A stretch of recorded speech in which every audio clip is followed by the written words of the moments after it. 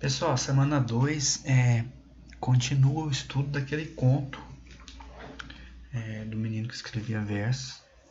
A gente vai aprofundar no estudo.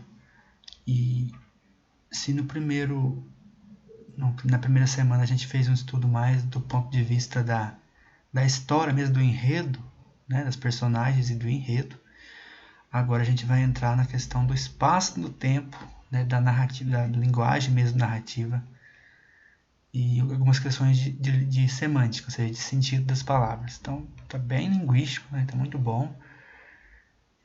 Eu fico satisfeito assim quando o PET de fato aborda questões de língua portuguesa, né? E não fica só nessas ideias ideológicas e coisas assim que foge, né? Foge do objetivo de uma aula de língua portuguesa, certo? Então vamos lá.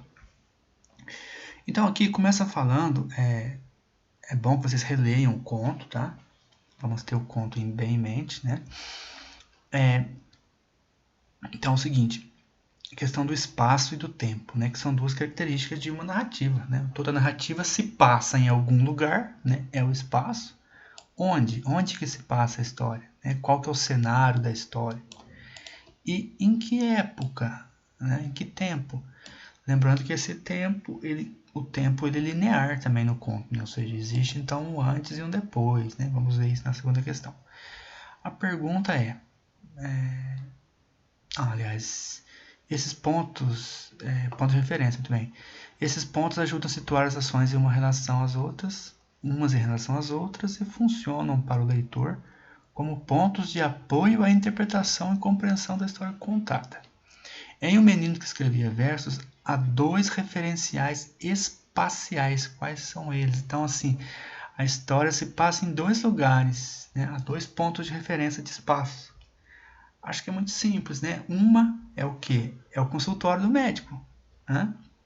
E o outro ponto é a casa, né? Onde vivem ali. A gente pode considerar tudo ali a casa, a oficina, né? do mecânico e da casa, naquele espaço da casa, do lar, né? Da família. Basicamente esses dois, né? Então bem tranquilo. A questão 2, aqui já é um pouquinho mais complexa, a questão do antes e do depois, né? Ou seja, a questão do tempo agora. Então assim, para a gente falar de um antes e um depois, tem que ter alguma coisa no meio, né? Digamos assim. Veja bem, presente, passado e futuro.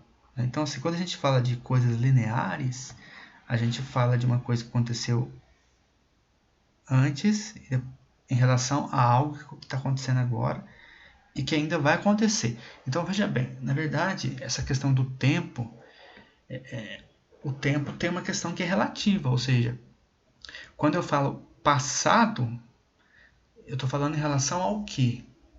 Porque a gente vai ver isso, porque tem o passado em relação ao próprio passado e tem o passado em relação ao presente, tá? Por exemplo.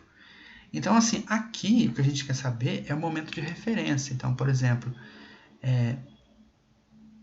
a gente tem ali, né? A história começa no momento, não começa? Ela começa ali com a família lá no médico já, certo? Só que a gente tem coisas que aconteceram antes. E a partir dessa consulta ao médico vai acontecer outras coisas depois, né? Então, qual que é o ponto de referência, né? De um antes e um depois? Acho que tá bem tranquilo, tá fácil também, né? Como eu já acabei de falar, parece, né?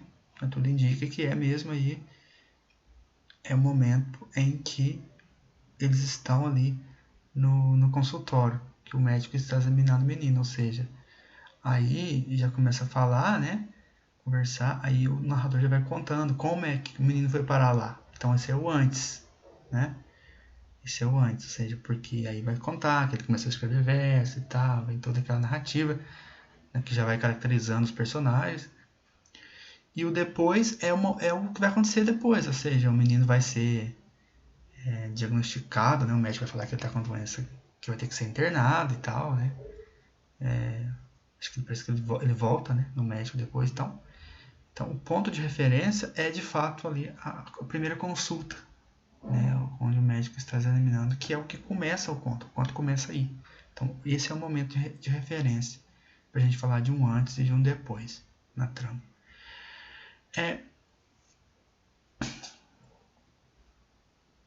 Aí os tempos dos verbos. Aqui é uma questão bem gramatical, bem interessante. Porque, veja bem, na nossa língua portuguesa, a gente tem, basicamente, assim, do modo indicativo, tá? A gente tem 3 modos verbais, né? O imperativo, o subjuntivo e o indicativo. O mais usado, por exemplo, para narrar uma história é o modo indicativo, né? Então, assim, o modo indicativo, ele é dividido em 6 tempos. Olha que interessante, né? A gente tem um presente, tem 3 passados e 2 futuros. Certo?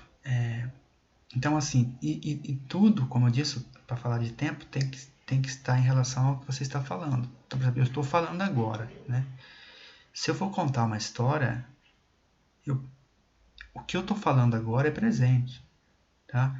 Então, assim, quando eu vou me referir a algo, isso é em relação ao momento que eu estou falando, certo? Então, quando um narrador vai contar uma história, ele conta a história no passado, por quê? Porque ele parte do ponto de referência dele, que é o momento em que ele está falando, certo? Então, se ele vai falar de algo que já aconteceu, então é algo que aconteceu em relação ao que ele está falando agora. E se ele falar de futuro, também é em relação ao que ele está narrando no momento, certo? Só que a gente ainda tem uma outra questão. Quando a gente vai narrar uma história e a gente começa a contar fatos do passado, quando a gente analisa aqueles fatos do passado, a gente percebe que, em relação àqueles fatos do passado, tem outros fatos que são passados em relação a esses fatos que eu estou narrando. Ou seja, eu narro um fato do passado, mas aquele fato do passado também, lá no passado, ele é presente em relação a outras coisas que já aconteceram mais para trás, né? É por isso que a gente tem vários passados na língua portuguesa, né? E um desses passados é justamente esse, que é o passado do passado, né? Que é o pretérito mais que perfeito. Então, assim, veja bem, geralmente as narrativas elas são narradas no passado. Então, vamos pegar esse exemplo aqui, ó. O pai da criança e preguiçoso nunca, mas presta aqui, ó, nunca espreitara. Isso aqui é o mais perfeito, está grifado, certo? Uma página. Agora, veja bem aqui, ó, lia motores, né? Lia motores. Isso aqui é passado imperfeito, tá? É pretérito imperfeito. Lia motores, lá, interpretava também, certo? Tratava, tudo imperfeito. Mas a doçura mais requintada que conseguira tinha sido em noite de núpcias. Então aqui a gente percebe que existe uma narrativa aqui, que o verbo principal, né, ele está aqui no imperfeito, no pretérito imperfeito. Só que quando ele fala assim, ó, essa parte que vai ser boa para vocês entenderem, ó, tratava bem, né, nunca lhe batera. Então aqui tem uma coisa que é passado, né, e que a gente sabe que o passado imperfeito é um passado, ou seja, ele tratava bem e continua tratando. Então quer dizer que é um passado que não terminou, né? Só que aqui, ó, nunca lhe batera. Aqui é o passado mais que perfeito, né? Se ele tivesse dito assim, ó, nunca lhe bateu, né, seria um passado perfeito. Mas é um passado mais que perfeito. Ou seja, considerando aquilo que está acontecendo no passado, esse batera é uma coisa ainda mais passada. Está mais para trás ainda. Certo? Então, assim, quando ele fala que tratava bem, certo? Isso ele está falando, isso é um passado que ele está narrando. Esse bater seria algo que aconteceu antes desse passado que ele está narrando. Então, esse aqui é um passado desse passado, tá? Por isso que é o pretérito mais que perfeito. Então, assim, eu posso dar um exemplo. Por exemplo, o professor chegou na sala. Os alunos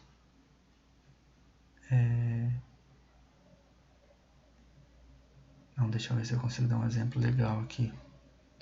Porque, veja bem, se eu for fazer um relato dizendo que o professor chegou na sala, isso é passado, isso é pretérito perfeito.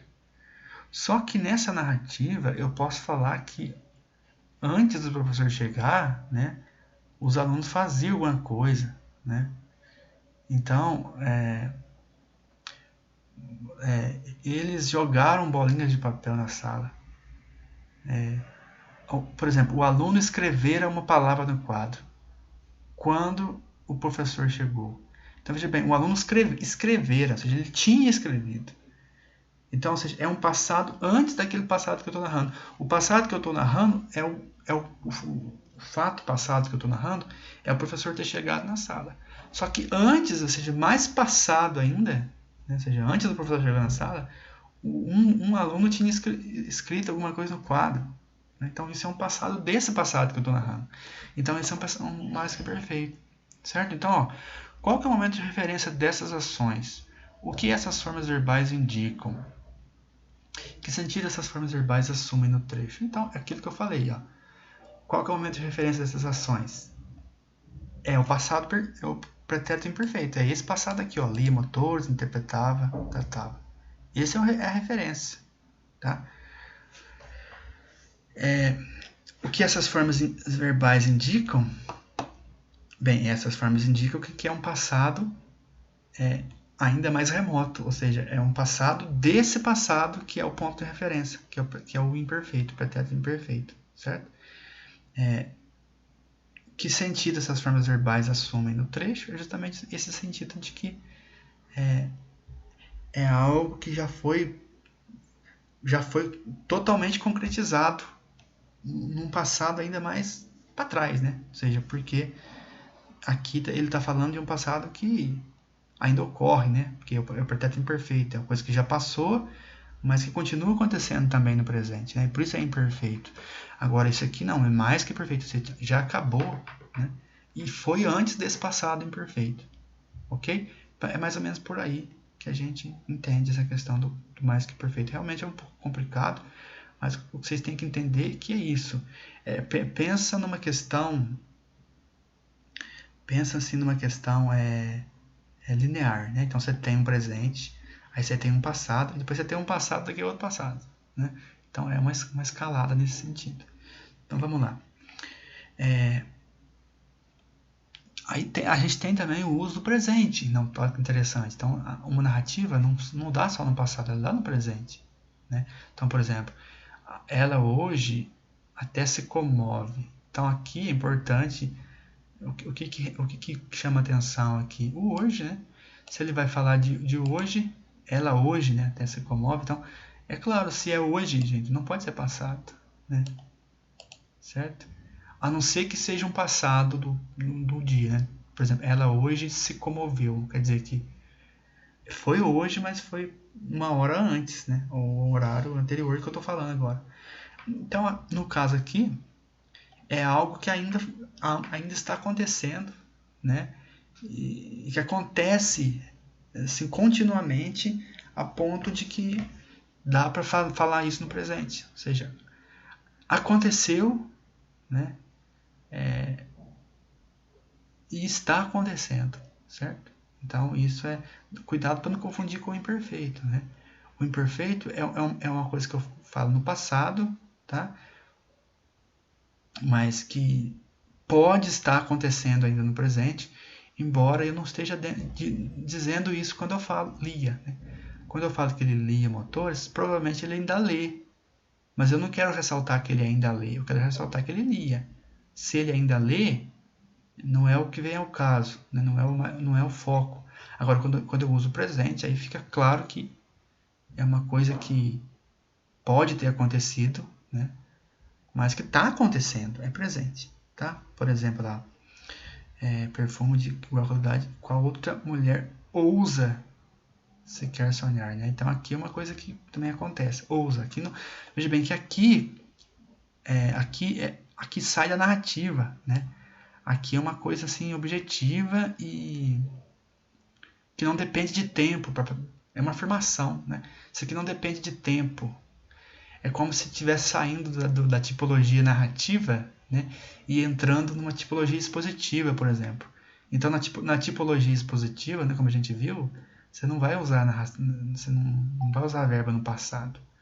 Então, aqui cabe o ousa, né? É como se ela estivesse também expondo ou argumentando, né? Tipo assim, esse perfume é o melhor que tem. Então, nenhuma mulher ousa sequer sonhar, né? Porque o perfume é muito caro, coisa assim.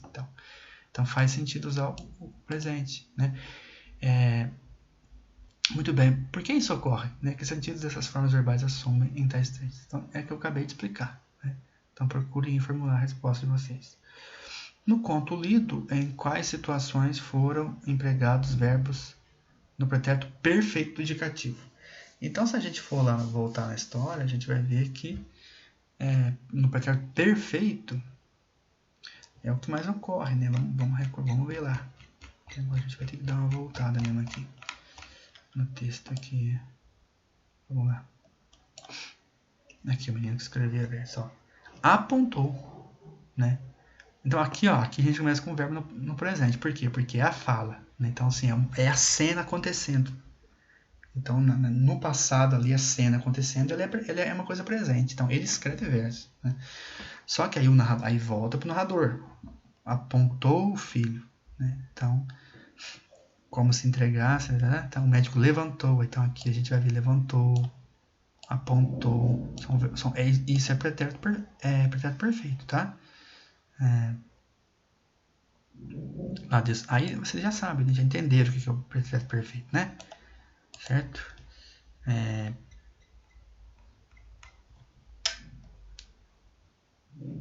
Porque aqui é interessante, voltando àquela parte, né, do Leo Motors, interpretava. Por que, gente? Por que ele não colocou assim, Leo Motors interpretou Chapariz? Porque isso não é uma coisa que ele fez e deixou de fazer. É uma coisa que ele fez no passado, mas ainda continua fazendo no presente, porque ele não deixou de fazer isso, né? Ele não deixou de ler Motores, de interpretar Chapariz, por quê? Porque ele é mecânico, ele não era mecânico só, né? Ainda que eu falasse que ele era mecânico, isso também faria sentido, né? Isso também faria sentido usar essa forma. Então, veja bem. Então, eu só poderia ter colocado isso no pretérito perfeito se eu estivesse falando que ele foi mecânico, né? Ou seja, como se ele não fosse mais mecânico. Foi mecânico, não é mais. Não, então, como ele ainda é mecânico, então, por isso o Lia Motores interpretava Chapariz. Ou seja, o imperfeito é o mais recomendado, né? É o que vai dar esse sentido, né? De que ele era e ainda é. Muito bem. Aí a gente vai ter outras formas. Então, veja bem, quando o narrador fala o que aconteceu, né? É onde ele vai usar, então, o pretérito perfeito. Fala o que aconteceu, sim, ação acabada lá, né? Então, por exemplo, quando ele fala assim que o médico destrocou-se em tintins, isso foi uma ação que o médico fez lá. Fez e finalizou, acabou aquela ação, não vai correr de novo, né? Quando ele diz que o pai apontou o filho, né? Aqui também, ou não sei se é o pai ou a mãe, né? Aqui também a gente tem uma questão de algo que foi feito e acabado, né? Porque o pretérito perfeito é isso, é ação feita e acabada, né?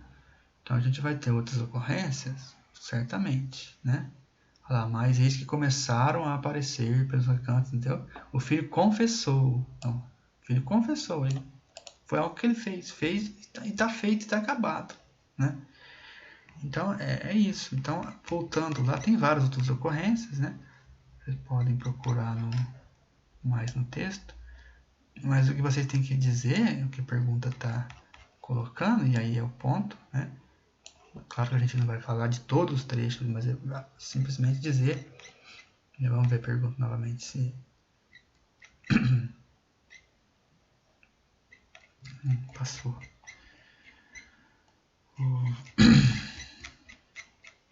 A pergunta lida novamente é. Ixi, passou muito aqui.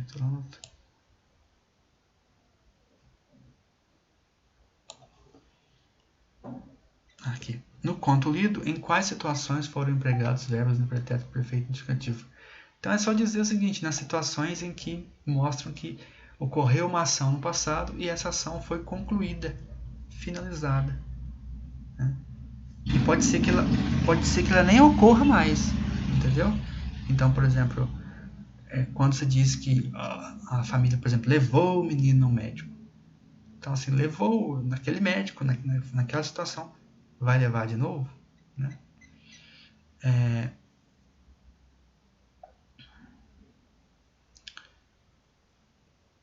Aí a gente volta na questão 4 agora. Há na narrativa certos indícios que nos permitem distinguir os momentos uns dos outros? Então, veja bem. Indícios que nos permitem distinguir os momentos uns dos outros. Aqui, na verdade, é uma afirmação, né? Existe isso. Então, vamos lá. Quais são os 3 momentos ou épocas claramente definidos na narrativa? Então você tem ali 3 momentos. Você tem um momento, como eu disse, naquela questão do tempo, a gente já ficou definido isso, né? Você tem o passado, que contando lá como o menino veio a ser concebido, né? Você tem ali o momento em que o menino foi, digamos assim, entre aspas, diagnosticado, né, com uma doença, uma coisa estranha, que ele começou a escrever versos. E depois a gente tem o momento em que ele foi levado ao consultório, o momento da consulta. Se a gente pensar, seriam essas 3 formas, mas ainda dá para dizer que há mais uma, né, que é o momento em que ele retorna e passa a ser internado, né? Mas a gente pode, como está pedindo 3, a gente pode então ou considerar então o momento da consulta, o momento em que ele passa a escrever versos, o momento que ele é internado, ou aquele passado lá, quando ele foi gerado, né, que fala da mais, digamos assim, relacionado à origem do menino também. Aí vocês estabeleçam aí 3 tempos, tá? O importante é distinguir, né, esses momentos, essas épocas, né, como diz aqui, épocas entre aspas. Muito bem. Localize as 2 ocorrências do advérbio hoje no texto. Nas 2 ocorrências, o advérbio diz respeito à mesma situação, explique que tem o mesmo sentido. Aqui eu nem vou entrar no texto, mas aquilo que eu falei para vocês. O hoje pode ser usado para falar realmente do hoje, tempo, ou seja, do dia, ou seja, hoje, esse dia de hoje, mas pode ser usado também para dizer o presente, né? Ou seja, é hoje, sabe o hoje em dia, né? A gente fala, hoje em dia eu não frequento tais lugares mais. O que significa isso? Significa que agora, no tempo presente, você não frequenta certos lugares. Então, esse hoje, nessa forma que eu acabei de falar aqui, não é um hoje de dia, né? É um hoje